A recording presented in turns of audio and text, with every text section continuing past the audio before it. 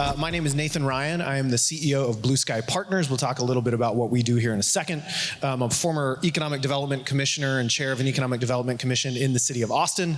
I love Austin, Texas so much, and this is my second time to Birmingham, and I gotta say, y'all are cool as hell, and I'm so happy to be back here. And good morning, everyone. My name is Jamal Lewis. I'm the Economic Opportunity Manager for a public-private partnership that's based in Atlanta, Georgia. But we work statewide with the mission to expand more southeastern regional. I am an economic developer by trade as well, and a lot of our work is based in technology and entrepreneurship-led economic development. So I'm excited to be here with you today, and I agree that Birmingham is pretty cool. Yeah. They weren't all paid to say that, but we agree. These are savvy speakers. Introduction, pandering line to the audience. That just... I am not a savvy speaker. My name is Kwamina Adu. I am visiting from New Orleans. I and my teammates recently launched a fund called Corridor Ventures, where we are investing in problem solver founders pursuing scalable innovation in the U.S. Southeast. All of our deals are DC South, Houston East. And we're big believers on the Southeast, so thanks. I love that. I'm Chris Wink. I'm the founder and CEO of Technically. We're a news organization, so I come from a journalism background up in the Mid-Atlantic, so we report daily in DC, Baltimore, Delaware, Philadelphia, Pittsburgh, and do pop-up projects. I also do love Birmingham, but it's true. There's something in the water here. I wasn't lying. I just would be very clear. It's a very cool. It's just a good I told Dion yesterday. I was like, sometimes you get the mic and you have to force yourself to say nice things, and that is not true here. This is such a cool town. I'm just going to sit here quietly, to be honest. So we've heard a lot of great stories this morning already from founders who have built companies in Chicago, who have built in Atlanta, who have built right here in Birmingham. And what we're doing here in Birmingham as an entire ecosystem is really exciting because we get to sit and watch some other cities who have built really strong ecosystems and learn from what they've done well, but also from where they may have kind of stumbled in the past and where we can do it better in their footsteps. So we're going to talk a little bit about all of that today from all of these cities represented. So there's an article in Forbes recently that there are some key ingredients an ecosystem has to have in order for startups to thrive in their city. Access to great ideas, to talent, to capital, to customers, and a mix of entrepreneurs, mentors, investors, incubators, universities, government, service providers, etc. So we're going to talk a little about if this is a comprehensive list, because you can list things out in a city that everybody might say they have, or if they say they don't have it, you can't succeed. But Chris, I'm going to start with you on this, since your focus is pretty bird's eye view, technically is in multiple cities across the US. So do you think this is comprehensive? And if a city doesn't have all of these bullet points, are they still going to be successful? Yeah, so I'm a journalist. I think always our job is to be at times challenging. So one, I have the bias of I always think storytelling ends up having to be part of that. How does anyone know what the work that you're doing? The metaphor I think a lot about is, depends on what you're baking. If you're trying to make chocolate chip cookies, we all agree there's some ingredients that have to go into it. There's been a pattern. You can make different kinds of chocolate chip cookies, or you could say the assets I have in my ecosystem are different, so I want to bake something different. But if you're trying to follow a pattern that over the last 30 years has been ironed out, coming out of the Bay Area and has been repeated around the world, yes, we know many of these patterns help that, and that's fairly comprehensive outside of storytelling. Yeah, you also said recently on the phone when we were talking about ham sandwiches. That's true story. Inside joke. I love food too. It's really good. You said that there are a lot of ecosystems that think that they are unique, that they're the one ecosystem that has this or doesn't have that. But what you've seen is there's actually kind of a pattern across cities where it's like not everyone has struggled with X, and it's okay if you do too. Will you talk a little more about that? Yeah, I mean, how many of your cities could answer, we have a great neighborhood where we turned a warehouse into a series of lofts, and there's a cool coffee shop, and there's a brewery, and we have an accelerator program that we're working on, and we have the first class of investors. We need more of them, though. We have a great group of startup founders that are really accelerating, and we have this one company that people don't know about but should know more.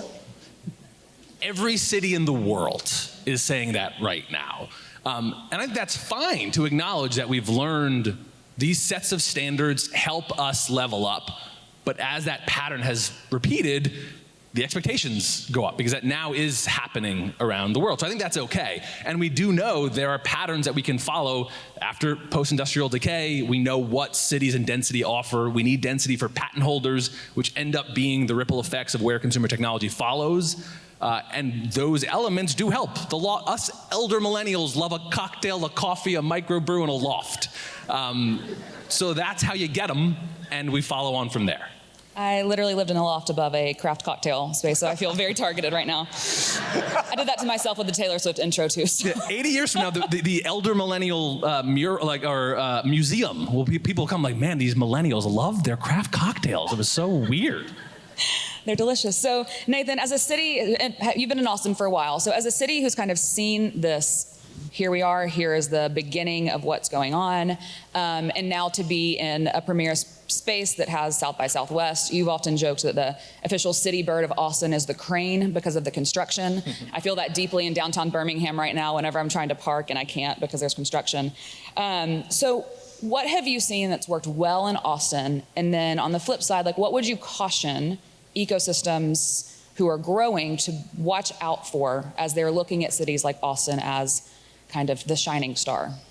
Yeah, it's absolutely true. I think at one point last year, there were 22 cranes in our Skyline building high rises. If you come to Austin, every 6 months, it's a completely different town. There are like new areas that were under construction that are now finished, that are now, people are moving into them, businesses are moving into them. So it really is kind of a rapid growth. And it has been in that stage since I moved there in 2015. I was born near Houston in a tiny town that no joke, is called Cut and Shoot, Texas. I think 2,500 people live there. And then my dad's a pastor and we moved to Southern California. So I grew up in LA, I got my start in the marketing world, opened a marketing agency, did a lot of work out of San Francisco. I'm very familiar with the Bay Area. And then moved to Austin in 2015.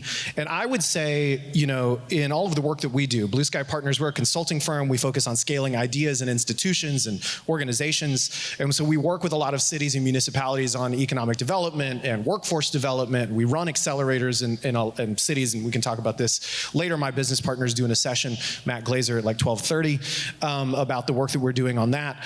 But in Austin, and I think this is the case in a lot of other places, they look at those ingredients that we were just talking about, and they say, we need all of these things, and then they forget the infrastructure component. So with my economic development commissioner hat on, if I were to say the one thing that I think a lot of cities that are emerging don't focus on enough, it's if we're hitting these goals, if we are growing, if the money is coming in, if the community is supportive of this growth and we're seeing it, do we have enough housing? Can our transportation infrastructure support it? If you don't, you're going to run into some real affordability problems. And so to me, those are the things that I think a lot of cities that experience this kind of growth don't consider early enough, don't take seriously early enough. And then you end up in a position where, like a San Francisco, like Austin is starting to experience currently, where people who run the city, people in service industry, people that are founding startups can no longer afford to live in that city because they can't afford housing, they can't get around.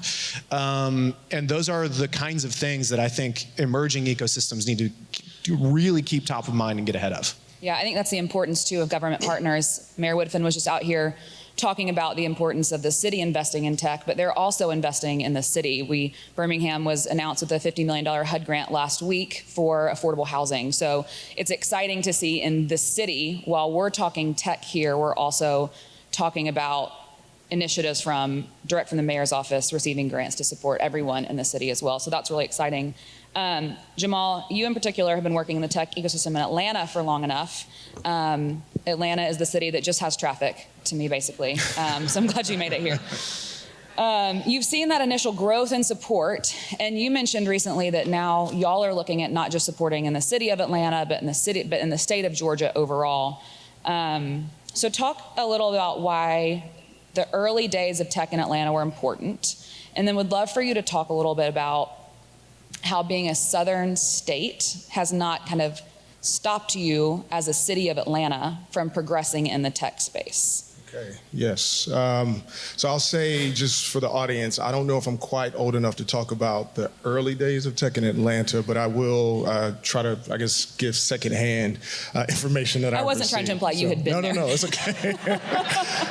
But what has driven Atlanta is public-private collaboration, the tech ecosystem. So what we saw very early, what I've heard and learned as I've immersed in the industry, is essentially you had government organizations, you had CBOs, so community-based organizations, higher education institutions, nonprofits and things. They came together probably in the early 2000s and said, hey, we want to make sure that we're building a thoughtfully planned out tech innovation district. And so what you see in Midtown Atlanta, which that is the heart of the tech innovation district in the city, is you have buildings as you walk down Spring Street and West Peachtree that are not just office buildings for corporate partners, but you'll see government departments that are there. So specifically in my building, the Department of Economic Development for the state is there, but we also have utility companies there. We also have corporate innovation centers there. So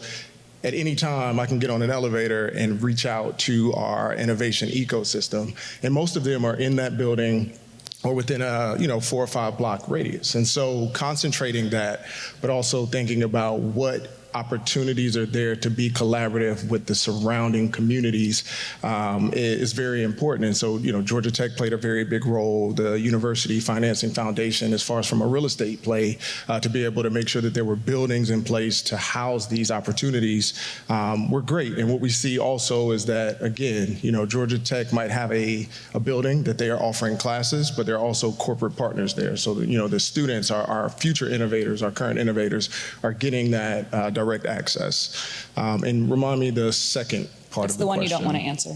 That's why I want you to remind me, if you don't mind. So talk about how being a southern state, so Yes. you've been able to become a tech city, and I think every representative on the stage can talk a little about that, but we in the South kind of get pigeonholed to not being innovative, to not being tech forward. Sure. So how has Atlanta been able to step out in that way? Yeah, so this is what I would tell everyone is lean into what you do best. What is the fabric of your ecosystem? So we believe that Atlanta is a culture defining global hub for innovation, for creativity, for influence and talent. And so we lean into that. We have some of the top research and innovation universities, which, in turn attract some of the world-class organizations and industries. And so we lean into that. We know that entertainment, we know that, film and music, those things are drivers. And so honestly, from a attraction standpoint, I actually don't focus a lot on attraction in my work. It's really about creating opportunities in the work that I do to be able to retain the talent that we get.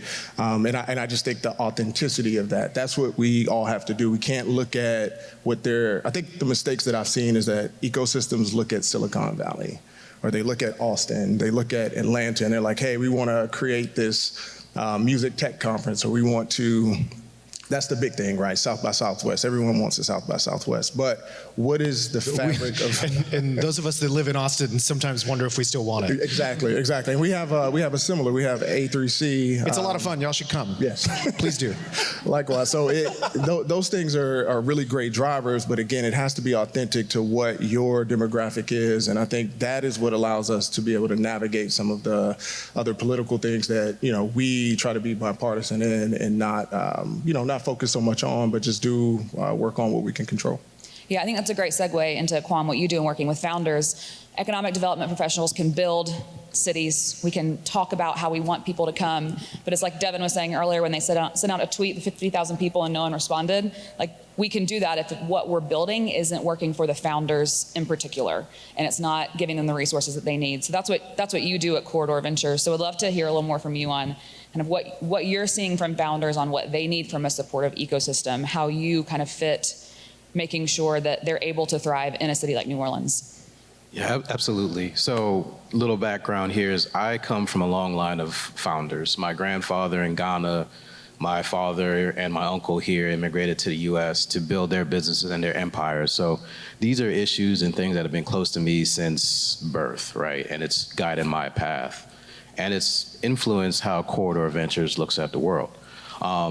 What I've found is that particularly in the Southeast or in markets where everybody didn't go to the same 3 business schools, people need community and safe spaces. I meet founders all the time that might have built the most interesting and awesome contraption ever, but they're like, what's a safe note? How should I think about my pre-money valuation? Can I ask you that without you holding that against me later? Because there's this fear that everybody that can help them is also a potential founder, and therefore you're kind of trying to figure it out on your own. And so the gatekeepers in these communities need to continuously create safe spaces for founders to learn and be vulnerable. And I think you see that definitely in Birmingham. I know we're continuing to try to do that in New Orleans as well. Yeah, thank you for that. I think as ecosystems kind of build and watch others, we can see where we need to build those safe spaces. So that's exciting to hear that that's what y'all are working on as well. Nathan, I even hate to bring up Tulsa, Oklahoma, because I'm so sick of hearing about Tulsa. But Blue Sky Ventures. Shout out to Tulsa. Love Tulsa. They were all anyone talked about at South by Southwest. And I know Dion and I both came back and we were fired up. We were like, next year they're going to talk about Birmingham. Mark our words. So I know that y'all work with them in particular. And Chris, you've probably covered them extensively in the past. Tulsa talks a lot about kind of what you were saying too, Kwame, of building that economy around a safe space of founders. They also, back to what you were saying, Jamal, about making sure that there's that vibrant ecosystem downtown. They've done a great job of building that up. So can you just talk a little bit more about kind of Tulsa and what they're doing there and what you've seen other cities should learn from? Yeah, absolutely. So Blue Sky Partners had the opportunity last year to do some workforce development work with the city of Tulsa, did a real deep dive into their ecosystem, really talked through their philosophy of growth with them, helped them put together what ended up being a workforce navigator program, because I think the way that we were thinking about this with them and the way that they were kind of thinking about this when we started working with them is you've got a chicken and egg, right? You've got either companies are moving into your area and they are bringing money and they are going to help raise up a workforce, or they're going to bring a workforce in with them, or you've got to build a workforce, I should say, and you've got to build a workforce that is ready to meet those companies when they show up.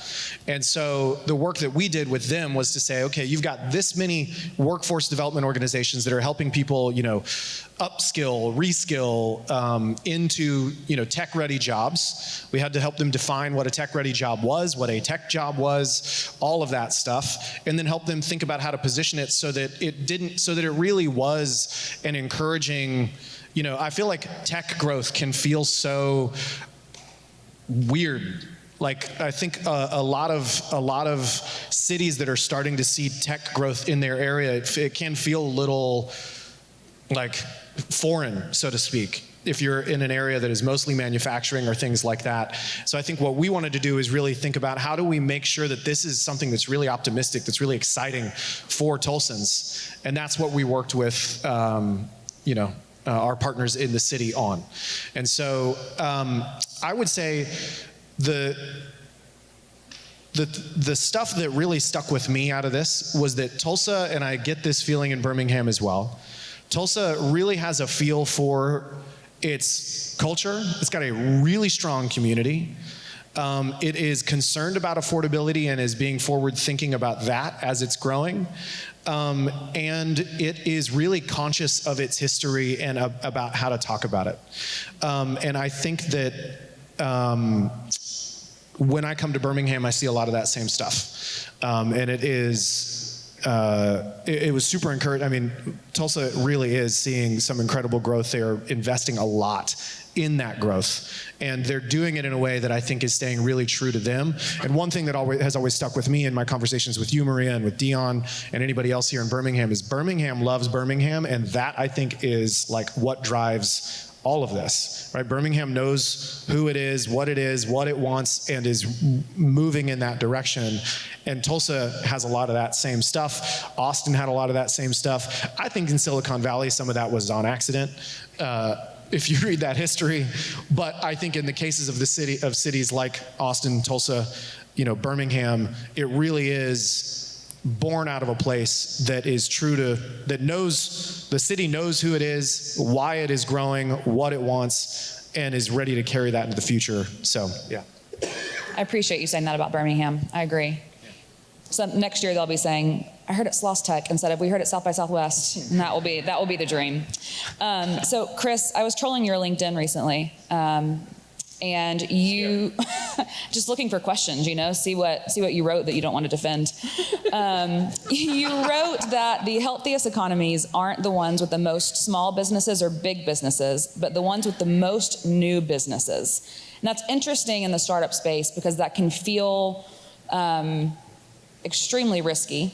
And it also brings a lot of new ideas and businesses that also need support from the community to kind of hold all at once. Will you unpack what you meant a little bit for us? Yeah, for a lot of you nerds, it's how we confuse stocks and flows. That when you look at entrepreneurial research, like some of us do, when you pull those papers, when we typically project out economic growth, it's usually referring to new businesses, which typically in the research is 10 years or younger. But in economic development hats, we often confuse small business. We use those phrases interchangeably, and they're just not. So all three matter, but for very different reasons. Big business matter. Most Americans work for a company that has 250 or more employees. Large businesses tend to operate at an efficiency and scale level that matters to make our big economy work. Small business typically matters because it fills either super micro niches. You need that hairdresser and that carpenter that's doing a very specific thing that typically doesn't make sense to operate at super scale, or it's incredible culture. It's Saw's barbecue that has been going forever, and like it's a culture thing, right? New business is an entirely different category. That's what a lot of you are working on, and we don't know what's going to happen to you. If a company is 10 years or younger, we typically still don't know what the trajectory will be. You could still end up being a super big business. You could end up being a culturally supportive business. You could shrivel up and die, but tend to bring a new idea into the marketplace, which is a lot of what we actually want. When we look at economic gains, we care about real paradigm shifts that can happen in that level. Once you're around 10 years younger or older, as someone who operates one that's like that, your trajectory is mostly set at that point. There are exceptions, of course. So when you look at economic development strategy, we need to understand what are we solving for, and small business and new business are not the same thing, and they mean subtly different things. Thank you, I appreciate that. Don't go back and delete that post anymore. It was a great one. Wouldn't do it. People can go find it. So in the spirit of new businesses, Kwam, I'm gonna take a little bit of a hard left for a minute because we have a lot of founders in the room today who are probably looking for VC funding. So y'all are a new fund. Would you just give us a little bit more of an overview on what y'all are looking for, what type of founder, what stage, just in case somebody wants to bother you the rest of the entire day, scan your link incessantly to win the gift card. Would you tell us more about Corridor? Yeah. So Corridors, we're raising a $30 million fund. We're investing in founders at the pre-seed, seed, and Series A phase. So early stage venture capital. We like that phase, that stage of the market, if you will, because when we invest, we're not just investing capital, we're also investing our expertise and access to our networks as well. We think it's critical in markets where the founders are genuinely dope and innovative but don't have the same networks that help others succeed, that you start to bridge that network and expertise gap, right? And so we wanted to invest where we thought we could have the most impact in building out this ecosystem. We are industry agnostic. There was a team of 4 of us. I've worked with companies within private equity and venture capital, everything from pre-revenue semiconductor companies to a plumbing parts manufacturer and distributor here in Alabama, rug doctor, candy companies, cookie companies, you name it, right, before I decided to focus in on what I'm doing right now. There's a lot of transferable learnings in that we can help and apply to people. But when we think about the Southeast and where we're best positioned to win as a region, there's a lot of problems and issues that over-index in the Southeast, right? Improving health outcomes. In New Orleans, we eat really, really well, and there's a dialysis center about every 15, 20 blocks, right? My city's sinking about, a half a centimeter every year, all right? So when you think about environmental innovation, improving health outcomes, future of work, like we are all benefiting from this post-COVID migration to living where you want to live while working where you don't work. There's a natural impetus, if you will, for problem solver founders like you to try and solve those problems, right? You've got an acute understanding of the issue or the problem you're trying to solve, and you're very aware of what it takes to get there, and we want to help you bridge the rest of that gap so that you can rocket ship, if you will. Thank you for that. I appreciate it. Everybody go scan his link badge later. He'll talk to you. So we've got about 5 minutes left before we move into a Q&A. So get your questions ready. So the last question I'm going to ask to each of you is, the title of this panel is the special sauce. Like, what is that thing that makes the city that you represent, and you get to pick whatever you want, Chris, because you represent them all, special. So the first time I met Nathan, he asked me what Birmingham's breakfast taco was. And I didn't really know what to say at the moment. I've done a lot of extensive thinking on what our breakfast taco is. But for each of your cities, for New Orleans, for Atlanta, like, what is the thing that makes your city special? I think just in general, because that's fun. And then what sets you apart in the tech ecosystem in particular? Like, why do you want to drive tech to your city specifically? Whoever wants to take a crack at that first is welcome to. I'm still going to claim the breakfast taco. It's true. We have the best breakfast tacos. They're great. I feel like it might be a thing that is repeated, but Austin special sauce is just its people. I mean, it really is the kind of place, and it has remained the kind of place where you can get coffee, grab a drink with just about anybody who lives and works in the city. And it doesn't matter how much money they've got or, how popular they are or whatever. It is a very truly collaborative city, and that has remained true even as we've grown. And I would say the thing that drives Austin is this real kind of search for meaning. I mean, people really want to know, like, why are you doing what you're doing? It's not just what are you doing. It's not just how successful have you been. People really want to know why. And I think that causes us to have some really deep conversations as a city. I think it's what draws people there when they come. It's certainly what drew me back to Texas and to Austin in 2015. And it continues to be true. I mean, I have some of the deepest conversations with strangers that I've ever had in Austin, and I absolutely love it. And so, yeah, I would say those two things.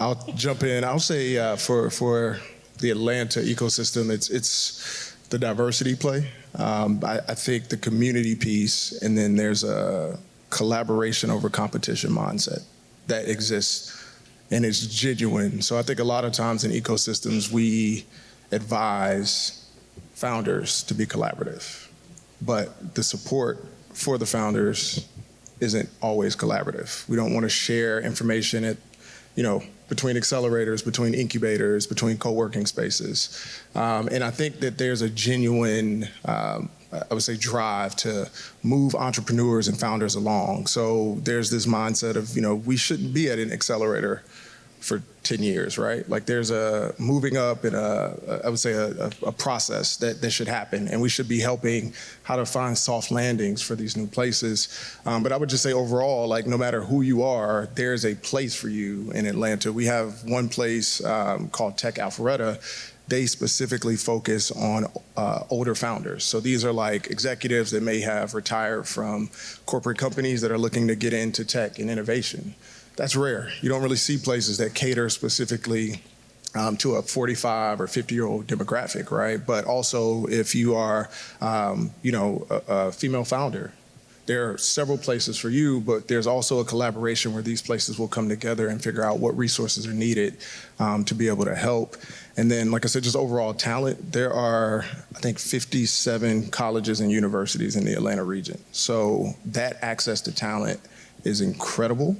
And like I said, for me, I focus more on the retention piece over the recruitment, because it's here, we just have to keep it here. And I think that's the case for every state. The talent is already here. It's the access and opportunity is not equally shared to develop that talent. And that really has to be the focus. Yeah, I love that collaboration over competition. I think smaller ecosystems who are building have the opportunity to really lean into that more, because you're not fighting against as many founders or for as much. And I think the ecosystem partners are a big part of making sure that happens. It's really wonderful. All right. So I need to move quick, right? Yeah. Look, there's a lot of awesome cities out here in the Southeast. What I love about New Orleans is the authenticity of the identity. So not to reuse culture, because he's already used culture. I can't use that again. But when I can maybe. But when you think about New Orleans, right, like the identity of the city, the culture, the Mardi Gras, the food, everything, it was built up organically. It wasn't built for show. It was built because that's just how we live. And when you come in, you're invited in to participate in this thing, right? But not assimilate. Like, you can be who you are, but come in and join us. And that come in and join us, but be who you are is very helpful as you as founders and just you as individuals want to find a city where you can come in and plant some roots and call yourself home. Awesome, thank you. I can do it in 10 seconds. So in the Mid-Atlantic, we talk about density. So DC, Baltimore, Philly, New York, you don't need to own a car, and most industries have a lot of density of customers. So if you're selling stuff, it's a good place to do it. But I think the theme of all of us is you gotta have a city that people wanna live in first and foremost. That's it. You start with who already lives in your home. That's what matters more than anything, and you can build from there. Love it, thank you, so quick. Just like a journalist. Yeah. Well, we have a few minutes now for questions for any of our panelists. I think there's a mic stand here. There's one at the top. There might be a floating one. Is this the first Q&A of the day? Is this like the first person who's going to stand up and like? There's someone earlier. Oh, we've got a question down here. Is somebody? Yeah, both. Can we get him a mic? We have 2 questions. Oh, excellent. Oh, you're loud. We can hear you. Well, for the people in the back, yes, I'll do this. No, thank you and the basic building blocks you talked about, yeah, every city can say, I've got a district or a neighborhood with those things. But then we get into the scaling part. How much does a local public school system integrating digital literacy into their curriculum, or a state, like I know Texas put in requirements, you cannot graduate in high school anymore without certain computer science, but how important is that? Because we're still teaching kids to be industrial workers. I mean, it's the saddest, most ridiculous thing I've ever seen. Why are we not teaching digital literacy starting at kindergarten all the way through? And how much does that create the ability to scale because employers and others see the commitment from the local school systems? I'll just quickly say, we struggle a lot with timelines. Things operate in very different timelines. If you want a whole lot of people come to your city tomorrow, blow your entire budget and pay them to come. Go bring your taxes to 0. That's gonna be tough to sustain over time. And every spreadsheet is full of hopes and lies. You want to build out a projection of what your company or your region can do. Put that on a t-shirt. Yeah, you can make a spreadsheet say anything you want, but it'll look real fancy. What we have learned about educational systems over time is if you want to have a workforce long-term, you have to invest in that. But it's expensive and doesn't show returns immediately. And so that's why we struggle with a lot of those projections, is because we're solving for right now as opposed to playing out over time. I have more thoughts, but I'll pause. No, I'll add to that, so I manage a grant-funded program, and so a lot of the focus for me this cycle has been about K through 12. And so we recently funded a project, just really quickly. They're doing an ag tech metaverse project. So ag is the #1 industry still in Georgia, but the average age of a farmer is 59. So how do we get equitably that ag tech curriculum? So what they're doing is building an ag tech metaverse where the students in elementary school, they're learning how to build farms, how to run a farm business, how to reinvest the profits into that. And so the idea is that not only are we creating the next generation of farmers, but we're actually creating the next generation of ag leaders who make these decisions, who understand how public-private partnerships work.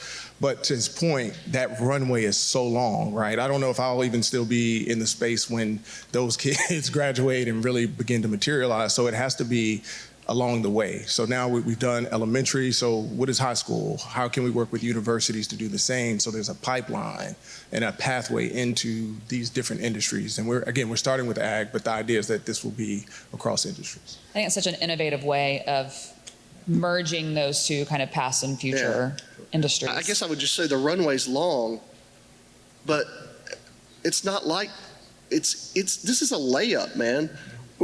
Our outcomes in schools are pathetic. So it's not like just adding this is a tough thing. Like it's what are you going to do?